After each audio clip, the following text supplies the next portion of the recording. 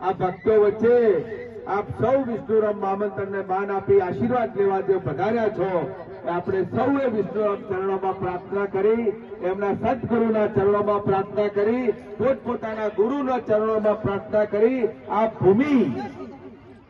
ભૂમિમાં તાકાત વધે, આ ભૂમિમાં શક્તિ વધે અને અહીંયા હંમેશા બારે માસ ભક્તિનો મહિમાનો ઉત્સવ મનાય એવા આપ સૌ અહીંયા હરિભક્તો આશીર્વાદ વિષ્ણુભાઈના ચરણોમાં મૂકતા જાય અને વિષ્ણુભાઈને જે સમર્થન અને જે આ અદભુત ભક્તોનું જે મળી રહ્યું છે એવા કાયમ માટે વિષ્ણુરામ બાપુ પણ આ સંતો ભક્તોને નમન કરી અને આગળ વેલ વધારે એવી પૂજ્ય ગુરુ મહારાજના ચરણોમાં પ્રાર્થના કરું છું.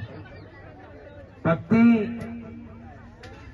શેવાડામાં ગામડામાં કરો કે કોઈ મહાન મંદિરમાં કરો કે પછી કોઈ મહાપુરુષની ભૂમિમાં કરો કે પછી શેવાડાના ગામમાં ભક્તિ કરો. ભક્તિ હંમેશા અવિરત હોય છે.